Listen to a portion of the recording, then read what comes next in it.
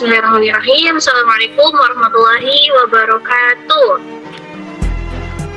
Waalaikumsalam warahmatullahi wabarakatuh. Baik, Masya Allah. Barakallahu fiik. Sepertinya teman-teman sudah semangat ya, insya Allah, untuk menuntut ilmu, untuk sama-sama belajar ya. Alhamdulillahirabbil alamin. Assalatu wassalamu ala asrofil anbiya'i wal mursalin sayyidina wa maulana Muhammadin wa ala alihi wa sahbihi ajma'in, amma ba'du. Pertama-tama marilah kita panjatkan puja dan puji syukur kita atas kehadirat Allah Subhanahu wa taala yang dimana telah memberikan kita banyak nikmat, di antaranya nikmat sehat, nikmat umur panjang, nikmat kesempatan, dan yang paling utama ialah nikmat iman dan Islam. Salawat serta salam selalu kita curahkan kepada baginda kita Nabi Muhammad Sallallahu Alaihi Wasallam, yang dimana telah membawa kita umat manusia dari zaman jahiliyah menuju zaman Islamiyah sebagaimana yang kita rasakan pada saat ini. Sebelumnya kami ucapkan terima kasih banyak kepada jajaran para admin, terutama kepada founder daripada Majelis Ta'lim Situ Kafi, Kak Syam, dan juga staf admin lainnya, Kak Aisyah, Kak Anissa gitu ya, dan sebagainya, serta teman-teman semua yang sudah berpartisipasi pada malam hari ini. Mudah-mudahan bertahan ya dari awal sampai akhir sama mati, insya Allah. Dan sebelumnya juga kami ucapkan terima kasih banyak atas doa dan ketulusan teman-teman untuk kesembuhan adik sekaligus murid daripada Kak Nurul ya. Alhamdulillah adiknya sudah sadarkan diri dan sudah pindah ruangan dari ICU ke ruangan yang lebih menenangkan hati lah ibaratnya ya. Terima kasih buat teman-teman, sehat selalu dan mudah-mudahan selalu dalam lindungan Allah, insyaallah. Baik, Kak Nurul mau cek ombak lagi deh. Kira-kira teman-teman udah pada fokus belum nih? Kira-kira teman-teman udah benar-benar siap belum nih untuk menerima apa yang nanti Kak Nurul sampaikan? And disclaimer teman-teman, di sini Kak Nurul bukan berniat untuk menggurui teman-teman ya, apalagi merasa paling pintar, paling benar dan lain sebagainya, tidak. Tapi di sini kita sama-sama saling belajar. Mungkin ada sesuatu yang belum Kak Nurul tahu, Kak Nurul belajar dari kalian, atau mungkin ada sesuatu yang belum kalian tahu, kalian belajar dari Kak Nurul. Seperti itu ya, insya Allah. Oke, sekali lagi deh Kak Nurul mau tanya, kira-kira tema kita pada malam hari ini apa sih? Ada yang tahu nggak? Coba diramaikan kolom komentarnya, atau mungkin mau langsung jawab admin juga boleh banget. Wih, gercep banget ini Kak Selena sama Kak Muslimah. Bukan Allah tidak ingin mengabulkan, hanya saja Allah tahu apa yang terbaik buat kita. Ya Allah lebih tahu apa yang terbaik untukmu. Oke, Masya Allah teman-teman. Terima kasih banyak ya atas partisipasinya. Baik, Kak Nurul izin memulai ya, terkait tema kita pada malam hari ini itu tentunya relate sekali dengan kehidupan kita, relate sekali dengan anak-anak Gen Z, Gen milenial mungkin gitu ya, dan lain sebagainya. Terutama kita sebagai seorang hamba itu benar-benar relate banget. Kenapa? Terkadang kita merasa bahwa kita terus berdoa, terus meminta sama Allah, tapi kok tidak kunjung dikabulkan gitu kan, tapi kok tidak kunjung muncul doa yang selama ini kita minta gitu ya. Kita minta rezeki, kita minta kesehatan mungkin dan lain sebagainya, tapi kok tak kunjung-kunjung datang gitu. Nah, kita harus pahami dulu teman-teman hakikat daripada doa itu apa, definisi daripada doa itu apa. Yang seperti kita tahu, doa itu adalah definisinya meminta, bukan memaksa. Artinya ketika kita menginginkan sesuatu itu, maka kita mintanya dengan penuh pengharapan, dengan berserah gitu ya, dengan berhusnuzon kepada Allah, bukan dengan memaksa. Memaksakan kehendak itu tidak baik, karena bisa jadi nanti hasilnya juga nggak baik. Nah, maka dari itu teman-teman, kalau kita merasa permintaan kita yang selama ini itu belum kunjung Allah kabulkan gitu ya, bukan berarti Allah tidak mau mengabulkan gitu ya, tapi Allah lebih tahu apa yang lebih baik untuk kita, apa yang menjadi kebutuhan kita daripada keinginan kita. Dan doa itu teman-teman salah satu ibadah yang paling agung setelah sholat ya. Makanya dulu ya saya pernah sempat kerekam jelas di ingatan saya, kata guru saya gini, orang yang habis sholat lalu dia tidak berdoa, dia adalah orang yang sombong. Kenapa coba? Karena ya dia cuma sekedar sholat tapi tidak meminta sama Allah, tidak berserah sama Allah. Ibaratnya kayak ya udah sih, yang penting aku udah melaksanain kewajiban aku, ya udah aku nggak usah berdoa lagi sama Allah. Padahal doa itu adalah salah satu bentuk ibadah yang paling agung setelah kita sholat.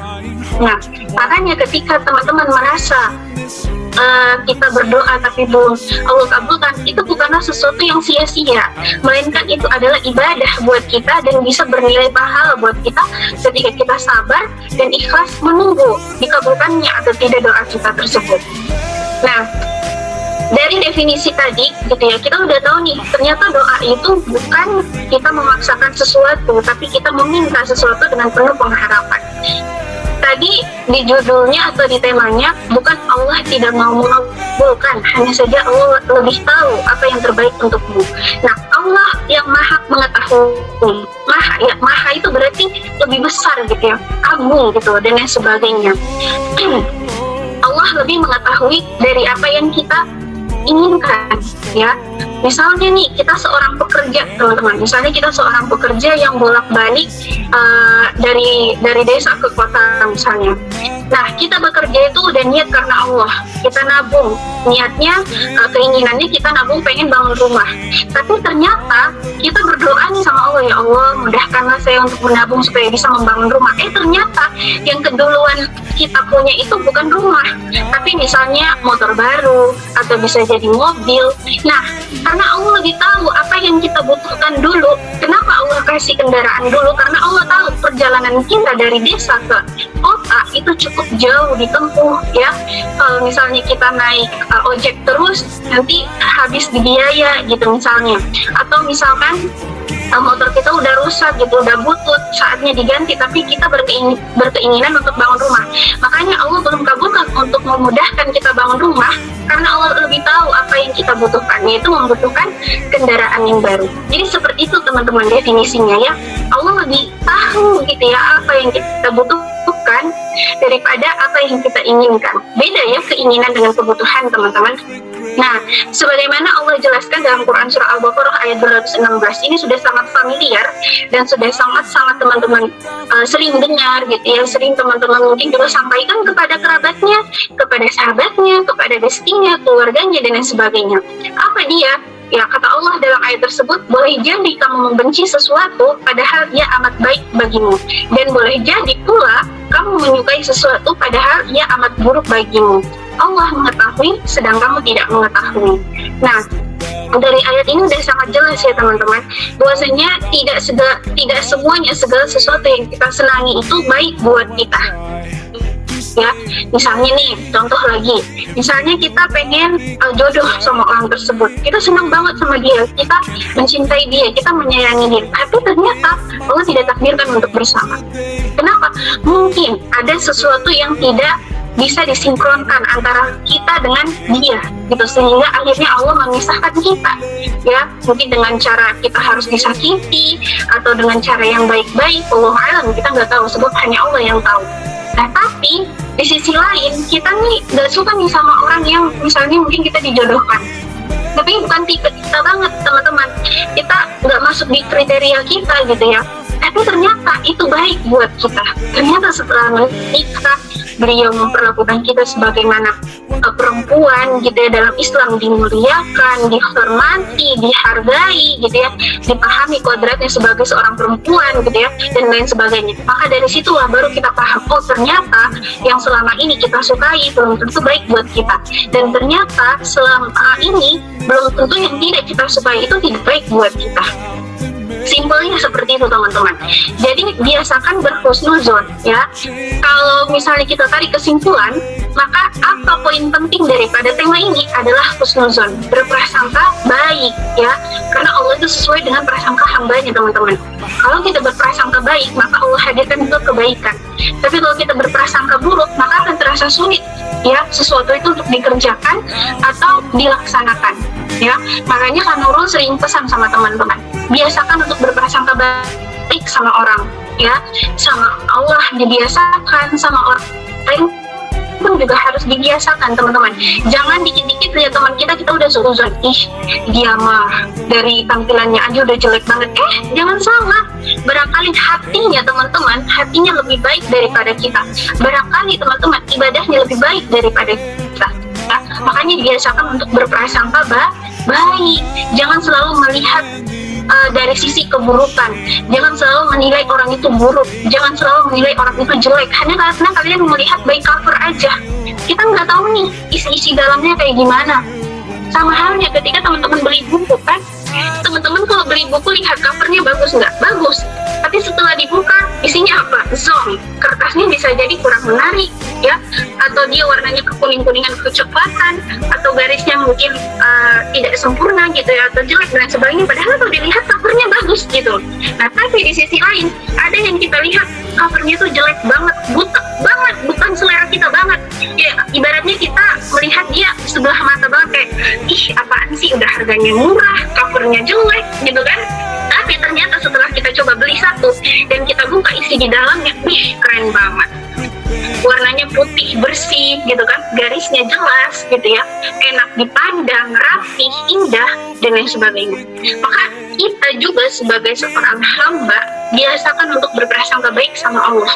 Ya, ketika Allah kasih ujian, ketika Allah belum mengabulkan doa kita, prasangka baik, barangkali Allah belum mengabulkan doa aku karena ada beberapa faktor, mungkin karena banyaknya maksiat, ada dosa yang belum sempat aku taubati, ya, atau mungkin akan Allah ganti dengan yang lebih baik, atau mungkin dia bisa menjadi pahala buat aku di akhirat nanti. Atau misalnya dikasih ujian sama Allah, kayaknya Allah kasih ujian ini ke aku karena Allah tahu aku sanggup, aku mampu. Allah tidak akan membebani hambanya di luar batas kemampuannya. Allah kasih aku ujian seperti ini karena cuma aku yang bisa. Kalau ditaruh sama Kak Herna, kayaknya Kak Herna nggak sanggup. Kalau ditaruh sama Kak Selena, kayaknya juga Kak Selena nggak sanggup. Kalau ditaruhnya sama Kak Asia, kayaknya Kak Asia juga bakal ngeluh terus. Ditaruhnya sama Kak Kiara juga kayaknya nggak bakalan bisa, bakalan nangis-nangis mulu Kak Kiara. Ditaruh sama Kak Syam, kayaknya Kak Syam makin stres gitu. Udah jadi founder, udah membimbing member ratusan gitu ya, udah membimbing admin yang kadang-kadang gitu kan, udah menghadapi berbagai macam problematika hidup, ditambah lagi dengan ujian yang dikasih sama dia, gitu, sama beliau, dikasih sama beliau gitu. Apakah bisa? Belum tentu. Makanya ujian itu dikasih sama kita. Jadi biasakan untuk berhusnuzon, berprasangka baik. Ya misalnya nih kamu muslimah melihat Kak Herna, pandangan pertama, asik. Maksudnya perkenalan pertama, ya. Pertama kalian bertemu di grup MTSK kan kalian malu-malu kan? Kayak, iya aku takut. Ini deh contoh kecilnya, kan Nurul jadi ingat sama member gini. Kata beliau gini, sebenarnya Ane tuh pengen banget ngechat Kak Nurul dari lama, tapi takutnya Kak Nurul itu nanti marah-marah gitu dan lain sebagainya. Soalnya kalau dilihat di grup kayaknya Kak Nurul itu orangnya gini gitu, segan banget buat dideketin. Tapi ternyata setelah dia pelajari Kak Nurul itu yang bagaimana orangnya, dia yang nyaman sendiri. Nah makanya biasakan untuk berprasangka baik terlebih dahulu teman-teman sebelum kita menjustifikasi orang itu seperti apa. Mungkin dia terlihat tegas, dia terlihat jutek dan lain sebagainya karena dia memposisikan diri di mana dia harus menjadi seorang pemimpin, di mana dia harus menjadi seorang kakak, di mana dia harus menjadi seorang adik, di mana dia harus menjadi seorang pasangan, di mana dia harus menjadi seorang anak. Itu dia harus bisa memposisikan dirinya. Tidak bisa dalam satu forum disatukan semua sifatnya, yang kadang dia bisa jadi anak-anak, kadang dia bisa jadi orang dewasa gitu ya, dan lain sebagainya. Atau misalkan ada juga yang bilang kita serem dan lain sebagainya. Bahkan dulu kan Nurul dibilangnya sombong teman-teman. Padahal dia aja yang belum kenal Kak Nurul gitu ya, makanya dibilang sombong. Apa yang perlu kita sikat? Ya udah, biarin aja. Setiap orang itu punya pandangan yang berbeda-beda, ya kan? Setiap orang itu punya perspektif yang berbeda-beda. Tapi tugas kita sebagai seorang manusia ya adalah bagaimana kita bisa memposisikan diri kita ketika ada yang berkomentar seperti itu tidak diambil hati, ya, nggak baper teman-teman. Ya, biasakan jadi orang jangan baperan. Karena kalau jadi orang yang baperan teman-teman itu susah dibilang serem dikit kita udah marah, dibilang kita tegas dikit kita udah marah, dibilang kita sombong kita juga udah marah gitu ya. Jadi biasakan untuk tidak baperan. Nah, contohnya lagi misalnya kalian masuk di komunitas ini, di MTSK ini, saling kenal tidak? Mungkin awalnya ada yang udah saling kenal, atau mungkin ada yang belum sama sekali ya. Tapi setelah dibuka forumnya, forum pembicaraan, kalian saling mengutarakan, saling berkenalan. Halo, perkenalkan, nama saya Herna, nama saya Vika, nama saya Via, nama saya Sekar, nama saya Selena, nama saya Alia, nama saya Muslimah, gitu kan. Dan akhirnya kalian saling chatan di pribadi, kalian saling sharing gitu ya, berkenalan, dan pada akhirnya kalian tidak menjadi canggung lagi karena yang tadinya prasangka kalian terkait orang itu, ih kayaknya dia serem deh, ih kayaknya dia nggak asik deh kalau diajak ngobrol, ih aku mah nggak mau temenan sama dia, ih tidak meren. Bahasa siapa itu?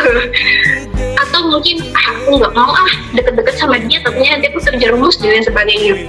Tapi ternyata setelah ditelusuri, setelah diamati, prasangka kita yang buruk tadi berubah menjadi prasangka baik. Bahkan ketika orang tersebut dilanda masalah atau dilanda musibah, ujian, kita yang menjadi motivasi dia, kita yang menjadi tameng buat dia, kita yang menjadi penguat buat dia, penyemangat buat dia. Misalnya Kak Muslimah lagi ngelihat statusnya Kak Herna lagi galau, Kak Muslimah langsung balas status Kak Herna, ada apa, perlu teman cerita nggak gitu kan.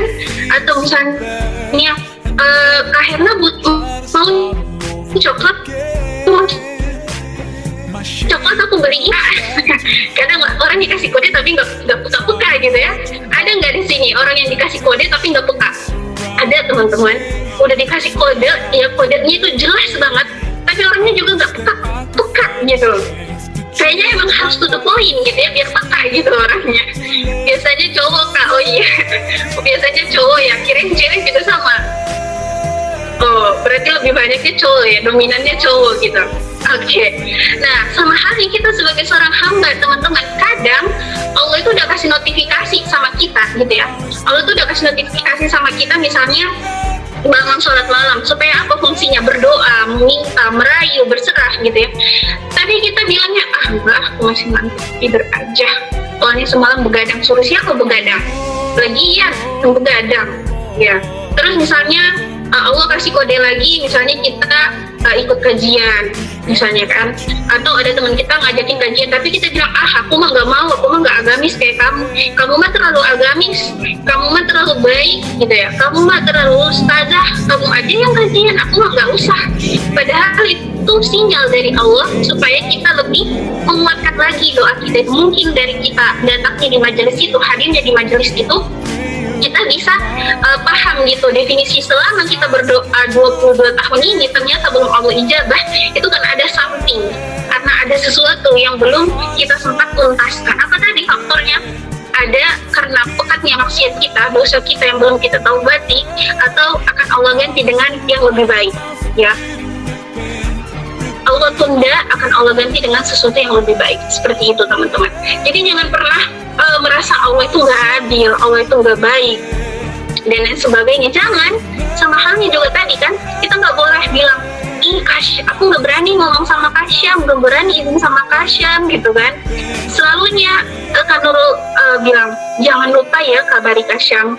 Tiba-tiba ada yang bilang, nggak berani takut sama Kasyam, padahal Kasyam itu orang juga loh. Kasihan juga loh teman-teman, Kasyam nggak makan orang gitu.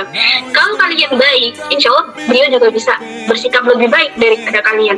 Tapi kalau kalian bandel, kalau kalian jahat, dia bisa menjadi, beliau bisa menjadi sumala ya, bahkan mungkin di atasnya sumala. Jadi kita itu sesuai dengan orang memperlakukan kita gitu loh. Ngerti nggak teman-teman? Yang pepatahnya itu seperti ini, kalau kamu mau dihargai, maka kamu harus bisa menghargai orang lain gitu. Jadi kalau misalnya Kak Vika pengen dihargai sama Kak Via, maka Kak Vika harus bisa menghargai Kak Via juga sebagai teman. Begitupun sebaliknya, misalnya Kak Hera sama Kak Sekar, mereka udah temenan lama, tapi ternyata mereka tidak saling menghargai gitu. Ujung-ujungnya pertemanannya renggang, bahkan mungkin bubar, dan pada akhirnya saling sindir menyindir. Kayak, ih padahal dulu mah aku yang sering bantuin dia buat belajar tahsin, ih padahal mah aku yang selalu ngajakin dia buat kajian, ih padahal mah kalau dia telat aku juga selalu bilangin sama Kak Nurul, Kak Sekarnya izin ya, dia lagi ini, aku bantuin dia buat izin dan sebagainya. Sekarang saling sindir-sindir. Nah kayak gitu ya. Jadi ya perumpamaan, ini mah perumpamaan. Jadi kita tuh jangan selalu berprasangka buruk gitu ya teman-teman, biasakan untuk berprasangka baik supaya ini mendalami peran ceritanya biar relate gitu ya, karena kan perempuan harus berekspresi ya teman-teman, harus ada ekspresinya gitu biar kayak berasa gitu, kayak kena banget gitu ya. Atau misalnya kayak gini, kalian suka sama seseorang terus kalian ini udah berharap banget nih sama dia, misalnya nih lagi duduk-duduk sendiri terus kayak tiba-tiba menghayal, iya Allah kalau dia jadi suami aku kayaknya itu lucu banget deh, kayaknya dia bisa menjadi kamera aku deh, videografer aku, kayaknya kalau aku lagi jalan terus dia videoin tiba-tiba kayaknya lucu banget deh, terus dikasih backsound gitu kan dan sebagainya. Tapi ternyata ujung-ujungnya nggak jadi. Nah apa yang kalian lakukan? Apa yang terjadi? Sedih pastinya ya, pasti akan sakit hati, tiba-tiba langsung galau, kalau gitu mah aku nggak usah ngagumin dia, kalau gitu mah aku nggak berharap lebih sama dia, kalau gitu mah aku juga nggak sayang dia, cinta sama dia dan sebagainya. Akhirnya apa? Katanya dia cinta, katanya dia sayang, katanya dia mau nikahin aku, tiba-tiba dia sebar undangan, yang bener aja. Nah kayak gitu, kira-kira kita boleh marah nggak? Boleh kecewa nggak? Boleh. Boleh sedih nggak? Boleh. Tapi yang salah itu ada di diri kita, berharapnya terlalu lebih ya, berharapnya terlalu lebihnya kenapa? Kita terlalu harap lebih kepada makhluk, gantungkan kepada Allah, kita serahkan sama Allah terkait ikhtiar, doa, usaha yang selama ini kita sudah usahakan, biar Allah yang atur hasilnya, biar Allah yang atur. Kita tinggal fokus bagaimana kita bisa mencapai target kita ke depannya. Mungkin mau jadi CEO MBG ada yang mau jadi CEO MBG di sini, atau mungkin ada yang mau jadi CEO ternak apa gitu kan, dan lain sebagainya, kita nggak tahu. Fokus aja di situ terkait dan terkait jodoh dan lain sebagainya, itu mah urusan belakang. Yang penting teman-teman udah ikhtiar, udah doa sama Allah. Berserah itu bukan berarti menyerah, bukan berarti putus asa gitu ya, tapi benar-benar kita berharapnya sepenuhnya itu kepada Allah Subhanahu wa Ta'ala. Karena kata Sayyidina Ali apa teman-teman?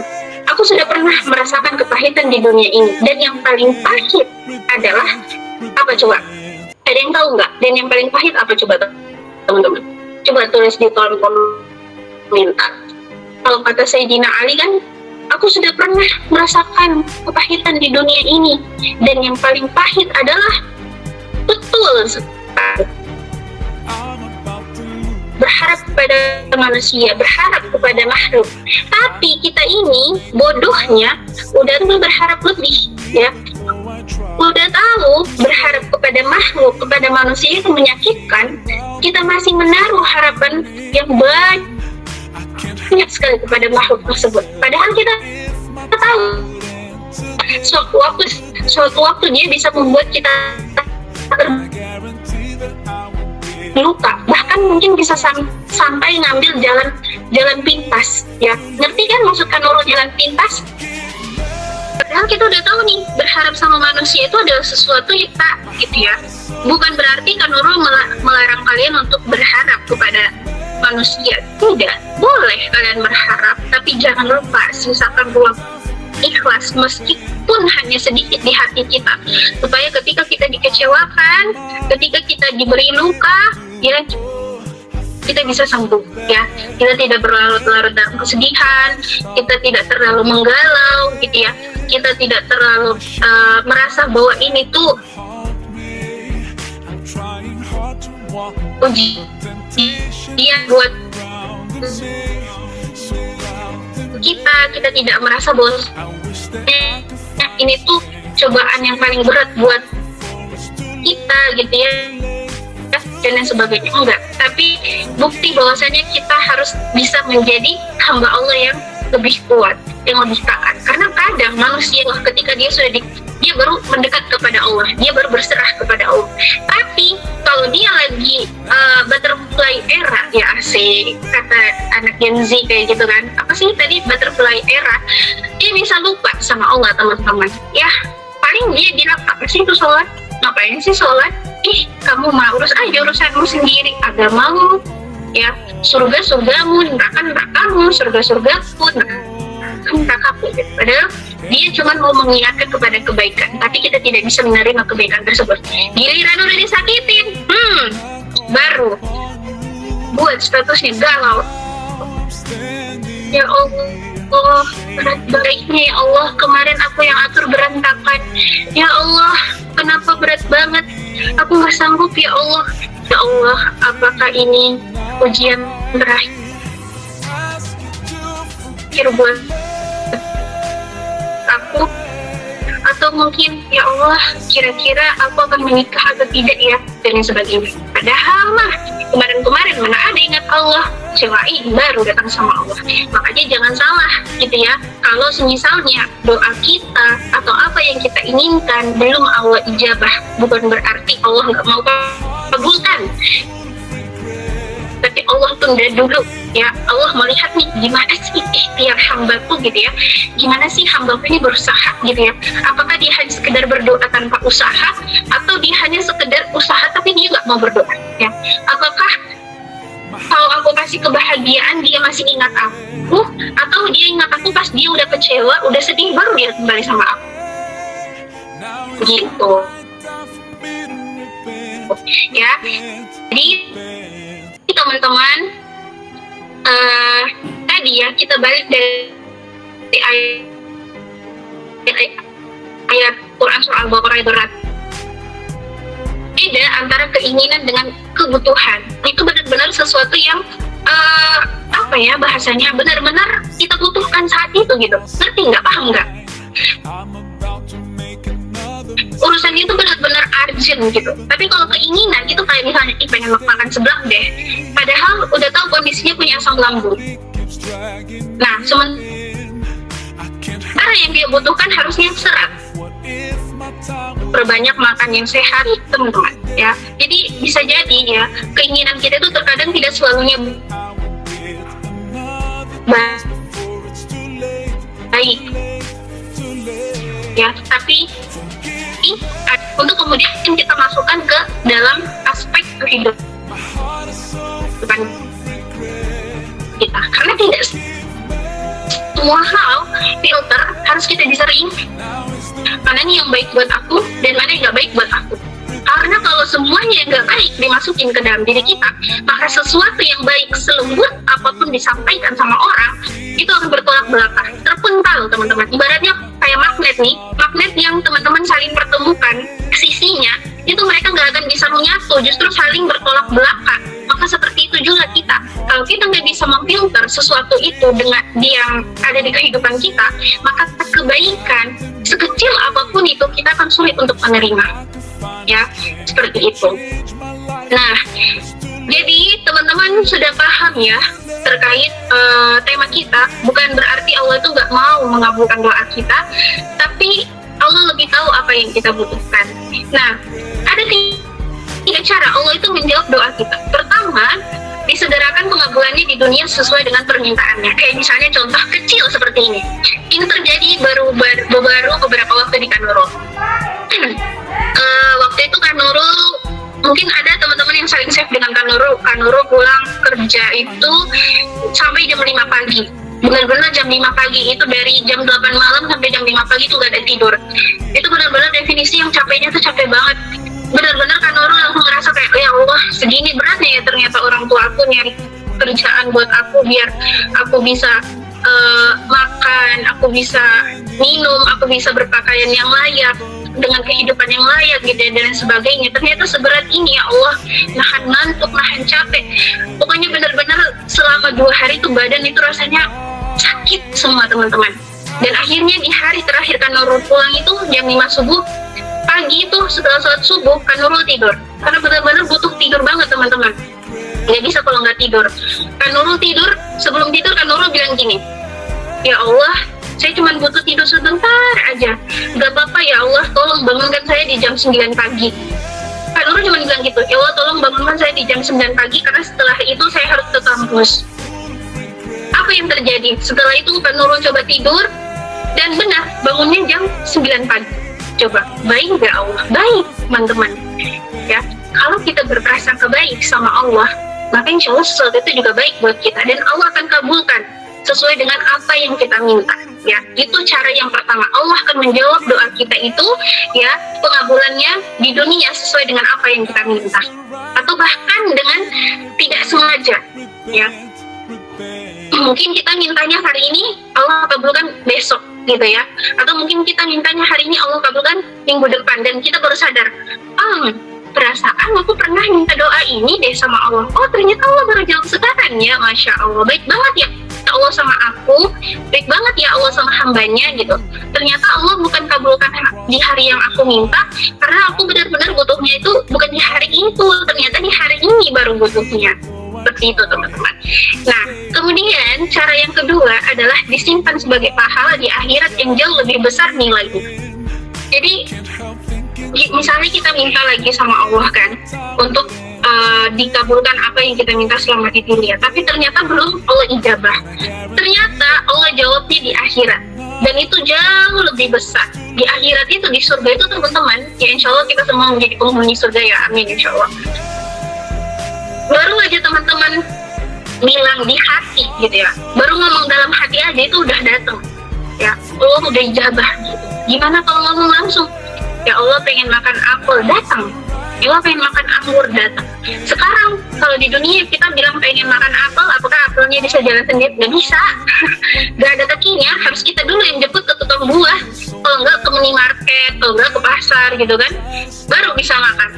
Tapi di surga nggak ada tuh, kita harus berkeringat, capek-capek itu nggak ada teman-teman. Semuanya datang gitu dengan nampan-nampan emasnya gitu kan, dan lain sebagainya. Ya kalau nggak dibawain pun juga, kalau orang yang disuruh mau peka gitu, mau bawain kita. Kalau enggak ya jangan berharap. Ya mending beli sendiri daripada tunggu dibawain gitu. Nah, itu yang kedua ya. Yang pertama tadi disegerakan pengabulannya di dunia sesuai dengan permintaannya. Yang kedua, disimpan sebagai pahala di akhirat yang jauh lebih besar nilainya. Dan yang terakhir teman-teman, dijauhkan dari keburukan yang sebanding dengan kadar doanya. Misal tadi ya, contohnya misalnya kayak masalah jodoh ya. Kalau masalah jodoh kayaknya teman-teman ngejreng banget ini. Mungkin di sini ada yang di fase sedang proses ta'aruf mungkin, atau sedang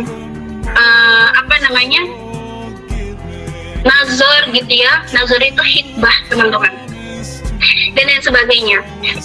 Di saat teman-teman berdoa, ya Allah, dia ini udah baik banget menurut saya sebagai seorang hamba, seorang manusia biasa. Menurut saya dia udah baik buat saya dari segi agamanya, hartanya, nasabnya, ketampanannya atau kecantikannya itu udah baik banget menurut pandangan saya sebagai manusia biasa. Tapi ternyata teman-teman, di sisi lain Allah tidak mengijabah doa ini. Ternyata ada keburukan yang Allah jauhkan dari orang tersebut. Oh, ternyata di balik itu dia suka main tangan. Jangankan main tangan itu ini ya teman-teman, suka mukul gitu ya, suka nampelin orang dan lain sebagainya gitu kan. Kita lihat covernya baik banget nih, alim banget, pokoknya Masya Allah banget lah, ngobrol sama kita baik banget. Tapi ternyata di sisi lain Allah tunjukkan keburukannya. Belum apa-apa dia udah main tangan, membekaslah 5 jari di pipi kita ini dengan sempurna. Pulang-pulang ditanya, kenapa Herna pipimu merah? Tadi dapat cap 5 jari kak, Umah gitu. Dapat cap 5 jari Umah dari si Fulan gitu.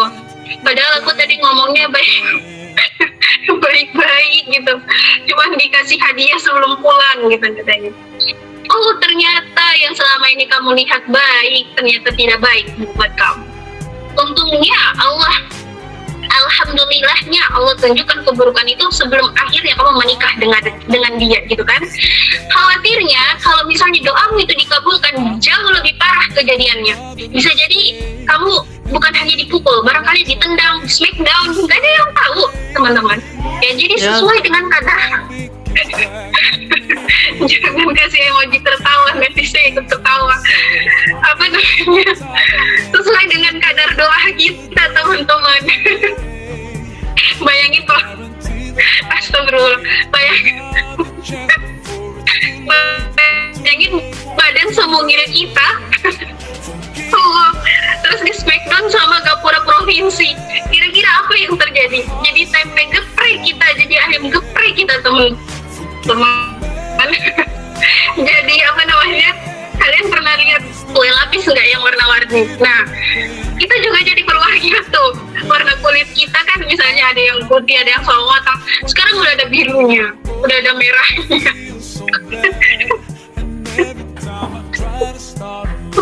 Astagfirullah. Enggak, maksudnya biar lebih tergambar aja gitu teman-teman. Ada birunya di sini, ada ungunya di sini, terus ada coretan 3 garis-garis di sini gitu kan. Terus misalnya ada tambahan lagi di sini jadi 3 gitu ya. Terus di sini juga jadi biru, mungkin jadi Krishna, hampir jadi Krishna malahan. Saudaraan meren sama Krishna kan. Nggak ada yang tahu gitu ya. Jadi iya, ada yang pink, pokoknya semua warna kayaknya ada di badan kita. Nah, jadi sebelum akhirnya kita dipersatukan dengan orang tersebut, gitu ya. Kayak gitu konsepnya Kak Selin. Ya, pokoknya terserah kalian lah gimana gambarannya. Intinya begitu. Kita jadi penuh dengan warna gitu ya, warna-warni, jadi rainbow, jadi pelangi gitu teman-teman. Ya akhirnya kita sadar, oh ternyata Allah nggak kabulkan doaku karena orang ini nggak baik buat aku. Dia suka main tangan, ringan tangan. Ya selain memukul dia suka menendang. Kita apa namanya, kita di smackdown gitu ya, dan lain sebagainya. Dan akhirnya Allah hadirkan kriteria yang jauh lebih baik dari yang kita minta gitu ya. Jadi jangan pernah justifikasi gitu ya teman-teman, Allah itu jahat, Allah itu nggak adil, oh yang aku minta nggak sesuai sama doa aku gitu. Kenapa? Ya jangan suzon dulu, husnuzon dulu, barangkali ada hikmah di balik perjalanan atau sesuatu yang kita dapatkan saat itu. Nah, lalu bagaimana konsepnya teman-teman ketika doa kita itu tertunda ya, atau misalnya ditahan dulu gitu ya. Pertama, konsep yang kita dapatkan itu dilatih kesabaran kita, keikhlasan kita dalam menunggu, seperti menunggu dia ya teman-teman. Mungkin bilang saya siap menunggu dia selama bertahun-tahun, dan nanti akan ada kata seperti ini, semua akan baik pada waktunya. Itu bahasa dari mana itu teman-teman? Ya intinya sebenarnya bukan permasalahan terkait seberapa lama menunggu dan sebagainya, tapi bagaimana kita bisa sabar, bagaimana kita bisa ikhlas ketika dalam masa penantian itu ya, penantian doa itu kita dikasih ujian sama Allah ya, kita dicoba nih sama Allah, nih ada cobaan, kamu harus cobain gitu. Ibaratnya kayak dikasih makanan nih, kayak contohnya Kak Nurul deh, gak suka bahasanya FYP TikTok kemarin. Ya, atau misalnya Kak Nurul nih gak suka sayur ya, tapi ada orang yang ujuk-ujuk datang bawain sayur, nih kamu makan sayur, cobain. Nah ibaratnya kayak gitu, mau nggak mau Kak Nurul harus coba karena udah disuguhkan. Sebagai bentuk menghargai Kak Nurul, orang itu sudah menyuguhkan kepada Kak Nurul makan lah, walaupun dengan perasaan kayak ya Allah kuat banget aku gak suka makan sayur gitu, tapi tetap dimakan, dicobain. Nah sama halnya ketika dalam masa penantian itu dilatih kesabaran kita, dilatih keikhlasan kita. Nih kata Allah, cobaan buat kamu, dicobain, mau lihat seberapa sabar kamu dalam menanti, seberapa ikhlas kamu dalam menanti doa-doamu yang belum aku kabulkan itu, doa yang belum aku ijabah gitu teman-teman ya. Dan yang kedua adalah menunggu waktu yang tepat. Teman-teman sering mendengar quotes atau kalimat seperti ini, semua akan indah pada waktunya ya, di waktu dan tempat yang tepat. Betul sekali, semua akan indah pada waktunya teman-teman, tapi kita nggak tahu waktunya itu kapan gitu kan. Ya, kita hanya bisa berusaha semaksimal mungkin.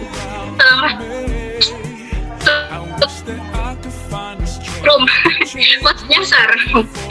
Ya, tadi ya balik lagi, kita itu bisa berusaha, berikhtiar teman-teman. Ya, terkait waktu kita nggak bisa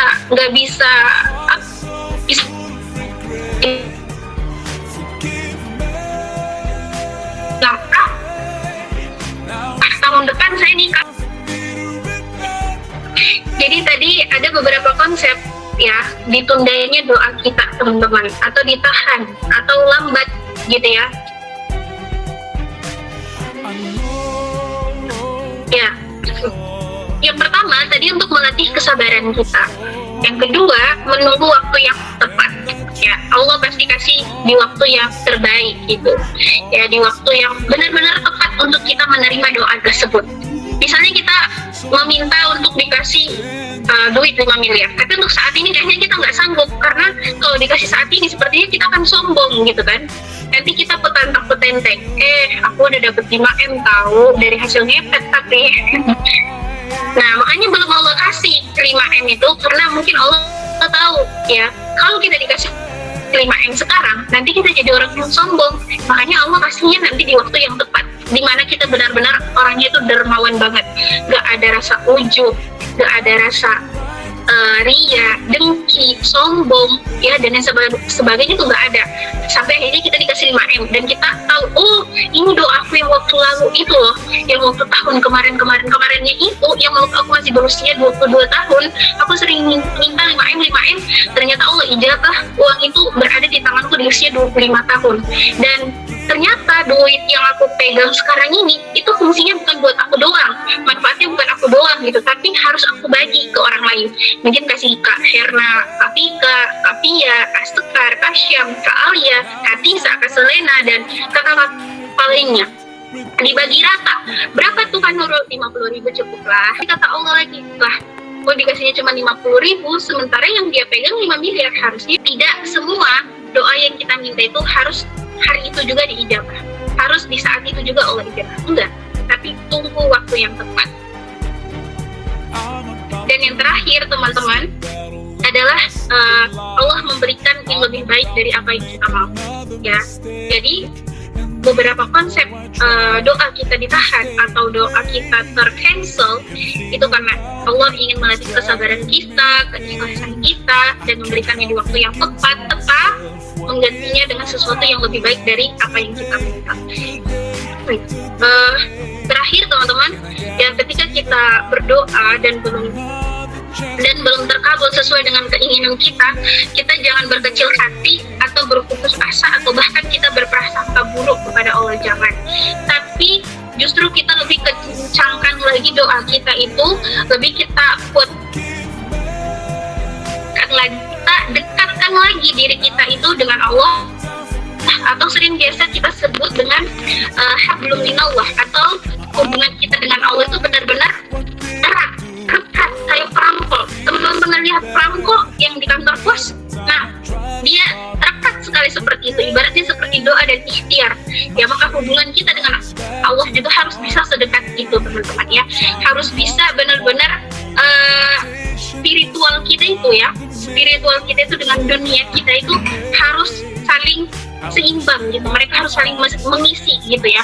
Ada masanya di mana kita mengerjakan hal yang duniawi, tapi ada masanya di mana kita mengerjakan hal yang ukhrawi atau akhirat ya. Jadi antara keduanya itu seimbang, tidak ada yang berat sebelah, karena dalam Al-Quran pun dijelaskan seperti itu teman-teman. Kehidupan dunia dan akhirat itu harus berjalan seiras, harus berjalan selaras gitu ya, harus dengan koridor yang benar ya, tidak ada yang berat sebelah, tapi timbangannya sama-sama setara seperti itu teman-teman ya. Jadi untuk penutup akhir dari kajian kita pada malam hari ini, jika Allah mengabulkan doamu, Dia Allah sedang menambah imanmu. Jika Dia menundanya, dia Allah sedang melatih kesabaranmu, dan jika dia tidak mengabulkannya, dia sedang mempersiapkan yang terbaik untukmu. Jadi dari sini kita paham bahwasanya tidak semua sesuatu yang kita inginkan itu akan terijabah gitu ya. Boleh jadi Allah ganti dengan sesuatu yang lebih baik. Kurang lebih seperti itu teman-teman. Dari Kak Nurul cukup sekian. Mohon maaf apabila dari awal kata hingga akhir terdapat kesalahan atau ada teman-teman yang tersinggung. Kak Nurul mohon maaf banget. Gak ada tujuan untuk menyindir ataupun menyinggung, tapi ini sama-sama untuk belajar, berintrospeksi diri, bermuhasabah diri, bahwasanya kita sebagai seorang hamba, definisi daripada berdoa itu bukan memaksa, tapi meminta yang terbaik kepada Allah. Dan definisi daripada berserah kepada Allah itu bukan berarti kita putus asa, kita patah semangat, tapi kita menyerahkan segala sesuatunya itu, segala hasilnya itu kembali lagi sama Allah. Ya, akhirul kalam dari Kak Nurul, mohon maaf sekali lagi apabila ada kata-kata yang benar itu datangnya dari Allah, yang jangan lihat siapa yang menyampaikan, tapi lihatlah apa yang disampaikan. Dari Kak Nurul cukup sekian. Assalamualaikum warahmatullahi wabarakatuh.